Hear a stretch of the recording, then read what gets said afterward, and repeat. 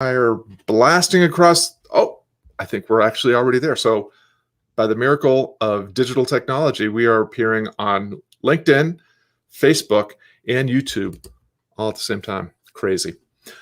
Welcome to Creative on Purpose Live. These conversations are about flying higher and the difference only you can make. I'm your host, Scott Perry, author of Onward and Difference Maker Coach at Akimbo Workshops and Creative on Purpose. You can visit creativeonpurpose.com to start living your legacy today. This season, we're drawing insight and inspiration from guests successfully embracing uncertainty, navigating adversity, and making things better doing work that matters. Let's meet today's guest, Natalie Esparza. Welcome to the broadcast. Please tell the viewers who you are, what you're up to these days, and where can they connect with you to learn more about you and the difference you make. Yeah, thank you, Scott, so much for having me on today. My name is Natalie Esparza, and I believe everything can change when you ask the right questions. At a young age, I actually earned the nickname Señorita Pregunta, which is Spanish for Miss Question. And I'm a naturally inquisitive author, speaker, and coach on a mission to help people embrace and normalize taboo subjects, including mental health, religious trauma, and sexual identity. And my first book just came out last week, which is crazy to say. So, after escaping an abusive relationship, it all started with one question from my first therapist: what do you like? And when I couldn't answer that, I had some work to do. I knew I had some work to do. My book is a brave account of my personal battle with abuse, depression, religious trauma, and accepting my pansexuality. And with each story, I prompt my readers with questions meant to encourage self-exploration and to spark change. I want to teach that we don't have to have all the answers, but when we lean into curiosity, we can experience the transformation that we seek. And the best way to reach me is at my website right there at nsprz.com. Fantastic. Wow, this is the thing that I love about you is, to me, you are a young person who is just very self-possessed. You seem to have a very clear sense of who you are, who you're trying to become, and just always really showing up thoughtfully and generously. You and I collide in various places in the Akimbo sphere, which is Seth Godin's founded workshops, but now owned and operated by Marie Schott and Alex Peck as a B Corps. But you and I collide, I guess, most often weekly at the Monday morning meetups in Forward Lincoln. You're always, it's just very impressive to me because I think I'm probably still trying to catch up to you, but I wasn't even halfway there by the time I was your age. So just really grateful for who you are and the way you show up and the difference that you're making in all the places that I catch you and beyond, I'm quite sure. So you didn't give us too many things to unpack there, Natalie. It seems like your life is just rainbows and cotton candy and unicorns. So I don't know, maybe we should just go ahead and hop off. But since we have about 30 minutes together, I would love to know, what was the moment where you decided that you were no longer settling for the status quo of all this challenge that you were facing and decided that you were going to step out and step into your potential and step into a better possibility?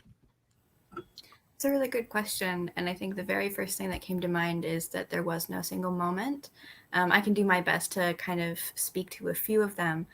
But I think, especially writing the book and looking back on my life, it was a struggle. It took years and years of I think the time that I really started coming home to myself was actually in 2016. And I had no idea that I had chronic depression. And so it was probably one of the it was the darkest period of my life. So 2016 to 2018, I was really, really struggling and didn't know it. And I thought that I was doing something wrong because everything was falling apart. But actually, looking back on it, I was releasing what didn't work for me anymore, which felt like the world was ending. That's when I started, questioning religion. Just growing up, I had a lot of questions in the church and never got them answered or never got any satisfying answers. And so I took a religion class, and I was also studying The Hero with a Thousand Faces with, forgot who the author is right now. Joseph Campbell? Yes, Joseph Campbell and Carl Jung and all of that. I was actually studying Star Wars with those topics, and I was studying religion in a class in tandem, two different teachers. And I started drawing conclusions or connections that were personal to me that religion, one, it felt like no single one was correct, and also that all of them were more of a hero's journey than a, a owner's manual, I don't know, to life. Um, and so it was really confusing because I grew up being taught, I grew up Christian and I grew up in the church, and I grew up learning that curiosity was something to be avoided. Mm. And I actually remember in high school, right before going to college, there was a specific sermon series for the seniors going into the freshman year of college where you were kind of warned that you were going to lose, or it was possible to lose your faith in college, and they're going to really challenge your beliefs and why you shouldn't let that happen. And all I heard was don't ask questions. And I found like I something I felt like there was a red flag there, but I couldn't put words to it. I didn't have the words at the moment, and now I do. So I think 2016 was kind of the beginning of the unraveling, and 2020 January was actually when I started my ever first depression medication, and things began to click. Mm. And so, because I grew up as a bright kid, I still am. But when you grow up like that, and your parents and your society has really high expectations of you and you're exceeding them, things like mental health often go overlooked. And so I think I've probably had chronic depression since I was 12, now that I know what it looks like and feels like. But I thought I was being a moody teenager and just never outgrew it. Mm. um, and it was always something I was pushing through and trying to compensate for, but I didn't know that. Yeah. Yeah. Well, what I love about your insight about it wasn't one single thing is it points to what's become a theme in the conversations in this season, beginning with the conversation with Jacqueline Novogratz, where we often think of our journey as this series of reinventions of ourselves, when actually, if you pause and take a look back, most of us, and the hero's journey is a great metaphor, we see a theme. We see the arc of our adventures, and we can see a through line.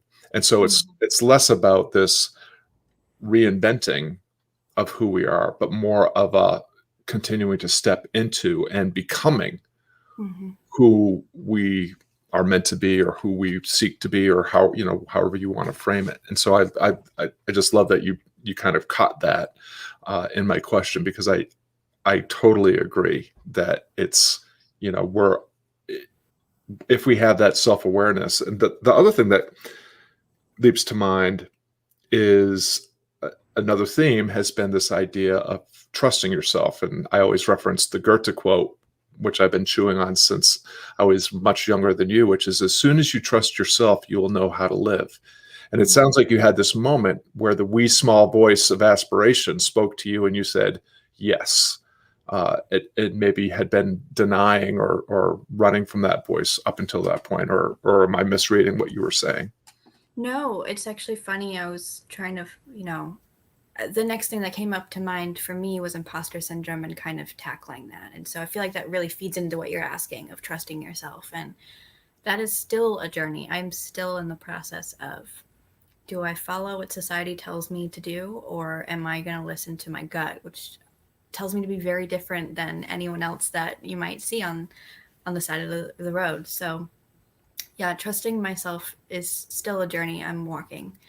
And 2020 especially was a lot of intentionally dismantling imposter syndrome. Mm. And one of my favorite moments regarding that was, I was in a coaching session, I was being coached, and I was talking about feeling like an imposter and being intimidated by the responsibility of showing up, but that a lot of people said they looked up to me and were always asking for my advice, and sometimes they were twice my age. And the coach paused and said, hold on a second, I just want to say, for the committee here, um, if someone is asking for your advice, that is the exact opposite of an imposter. That's someone who knows what's up. And it kind of hit me in the face that I was the one labeling myself an imposter, but other people saw me as a leader and were asking me for help.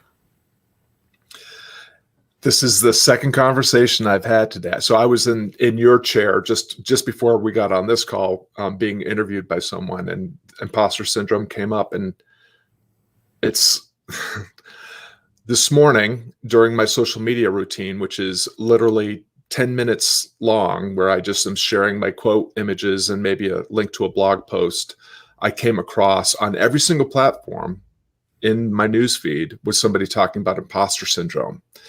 And what I was hearing were things like 3 steps to destroying your imposter, how to tie your imposter up and put them in the back seat and keep driving. So like all these things that were very like antagonistic and kind of confrontational. And I just thought, you don't get it, like, because the imposter is not the enemy. The imposter actually is just an evolutionary construct that used to keep us alive, right? It kept you humble and hiding and part of a tribe, which helped you survive. And so the great struggle is, okay, how do we take this thing that we're probably never going to get rid of, so not worth fighting? Like, fighting your imposter sounds really exhausting. It sounds like a game you can't win. So what if you danced with it instead? What if you found a way to befriend it, which is, your imposter shows up when you're stepping into potential impossibility. Your imposter shows up when you're on the path. Your imposter is actually a compass confirming that the direction that you're heading is worth exploring, because it only shows up when it wants to pull you back and keep you where you are, or worse, put you back into hiding. So sorry, that just kind of leaped out because it's so fresh from my last conversation, but I heard some of that in what you were just saying. Yeah, and you're talking about it being antagonistic, and it reminds me of Elizabeth Gilbert talking about punching fear in the face, and how actually fear is your friend. It's keeping you alive. It just doesn't get to take the wheel of the car. It gets to kind of sit in the back, and you comfort it like an inner child, and you're like, thank you so much. However, we're going to keep going. And also recently realizing that growth requires you to feel like an imposter because you're doing something before you feel ready. And once I finally started really understanding that, I was like, oh, I have to start calling myself something before I feel qualified to be called that, because that's when people are going to take me seriously. They're not going to hand me responsibility. I have to take it, or own it. Take it sounds a little antagonistic too, but yeah, I think you know what I mean. Well, it's about owning your power, like acknowledging and then owning your power, your agency. And so I think what we're both pointing to is, the conversation that we have with our imposter is narrative. It's how we make sense of ourselves and the world and each other. And, I say all the time, choose your story, choose your future, which sounds like it's simple, because it is simple. It's just that simple is never easy. But in any moment, we can hit the pause button and start telling ourselves a different story that will promote a greater sense of health and happiness and equanimity, and fuel our better angels, as opposed to fueling a narrative of self-doubt, self-loathing, whatever it is. And so that it sounds to me like this is how your book came to be. This is how you kind of changed your life, is I'm in charge of how I frame my situation and what I decide to do next. It might not be perfect. It might not be pretty. But I'm going to be the hero of my own story, as opposed to letting life continue to happen to me. Yeah, and it's interesting that you bring that up, because I was always waiting until I felt old enough to write a book. I assumed that as a 25-year-old, people were not going to take me seriously. In fact, I've had that happen when I was 19. I, for some reason, got it in my head that I wanted to be a Ziglar certified speaker. And I actually called them and tried to ask, for more information so I could plan and save up the money and go through the program. And I got laughed off the phone. And they basically said, come back when you have more experience, kid. We're looking for seasoned, people in their careers. And for 5 years, I let that affect me. I actually believed him. And so I started shrinking a little bit and just being like, oh, I guess my dreams are too big. And now I'm kind of pushing against that in the last 2 years now. And I'm glad I am. Mm, yeah, that's fascinating.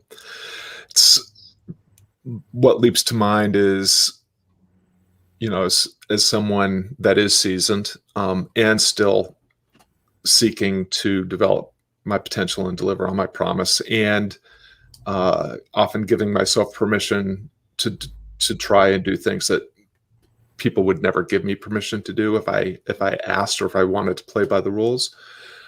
But we come across these gatekeepers. Some of them are self-proclaimed, and some of them are real. It sounds like you had to go through a gatekeeper if you were going to go through this program. And we've all been there. We've all been laughed out of the room. And the direct what's coming up for me is, how do we leverage that moment? Because that person that laughed you off the phone, they thought they were doing what they were supposed to do. They thought that they were doing the right thing. I mean, and not to excuse the behavior, Totally. but it's fascinating, that again, it's about narrative. They were telling themselves a story about themselves and about you that made them feel better about themselves by making you feel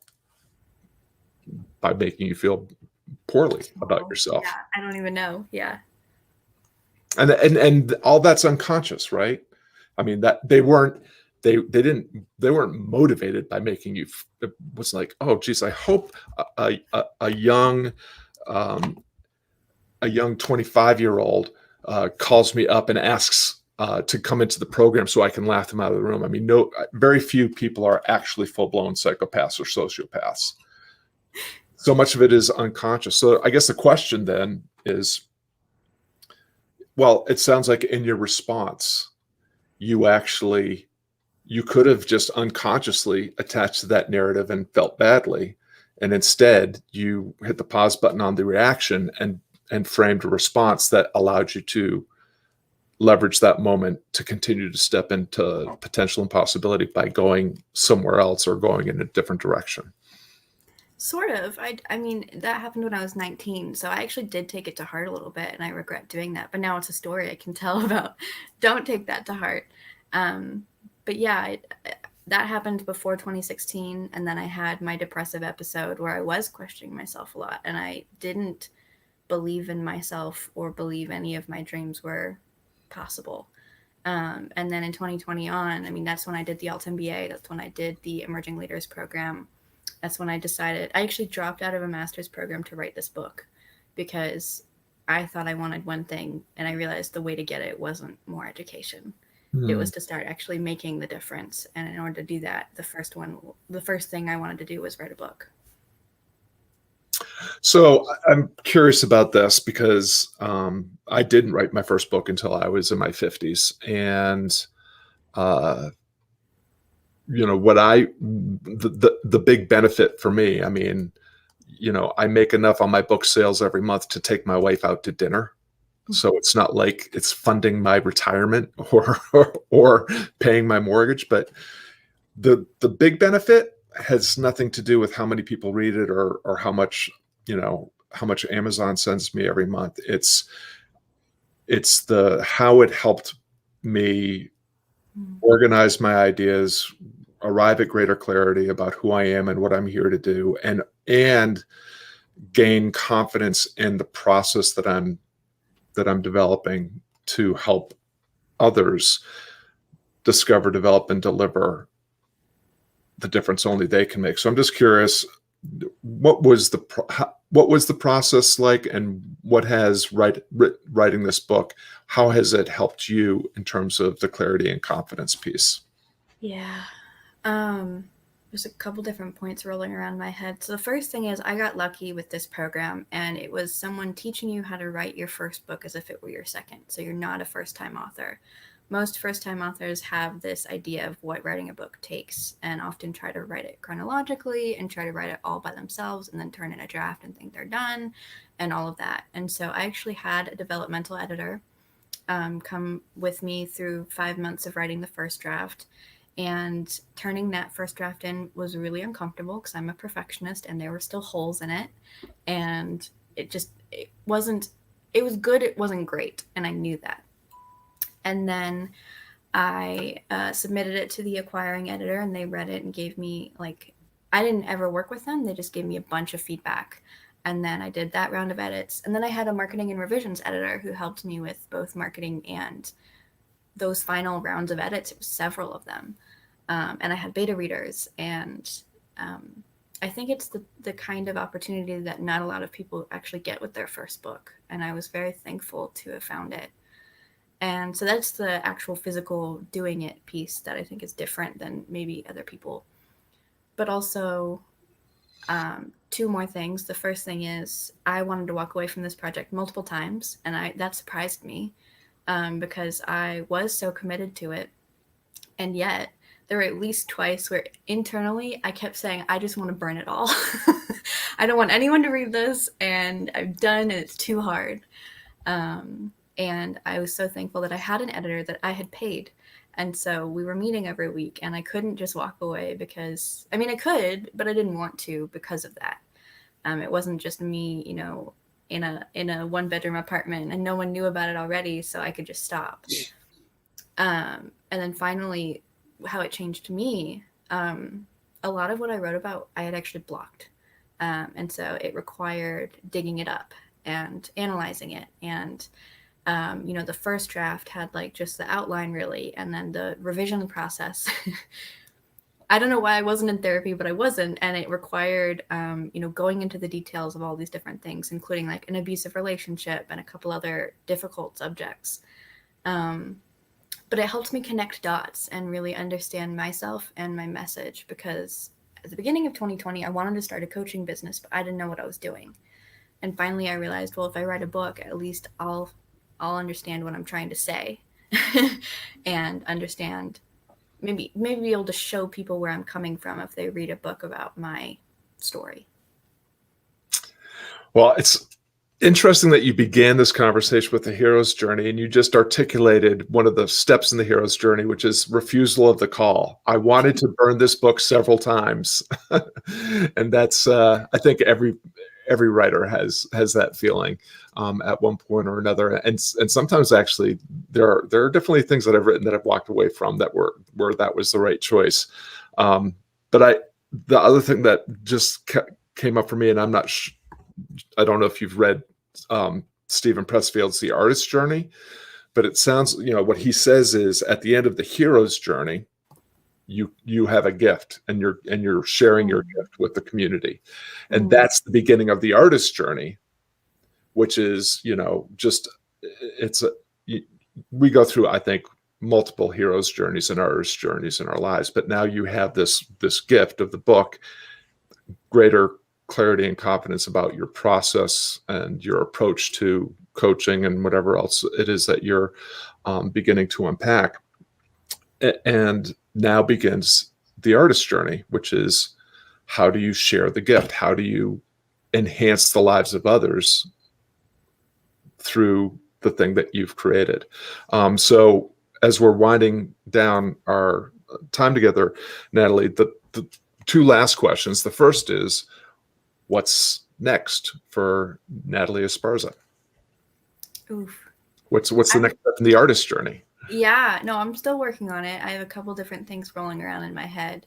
I applied to be one of the co-founders of the Alt MBA, and a couple other things is now the founder of Maven, and it is helping other coaches create cohort-based programs. And so I don't know if I'm going to get into that, but I've applied, and I'm hoping to move forward with that. And if I don't, that's okay.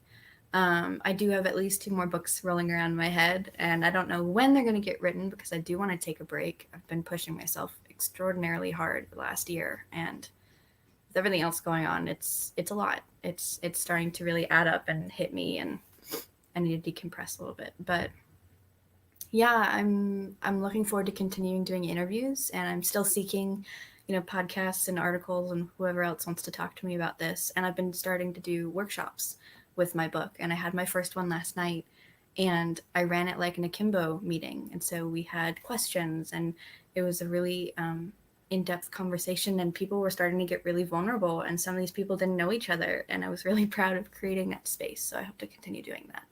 Yeah, well, that's all sounds amazing, and yes, Wes is involved in a really exciting new project, and it's good to see the akimbo and the alt MBA goodness spreading out beyond the little bubble, because this is how I think we're going to make things better. So, in conclusion, the question I always end with is: you've already shared plenty of insight and inspiration, but I wonder if there is one last tip or piece of advice or insight that you would share that would help our listeners, many of whom, like you, want to step into their potential and develop and deliver on their promise and help make a difference.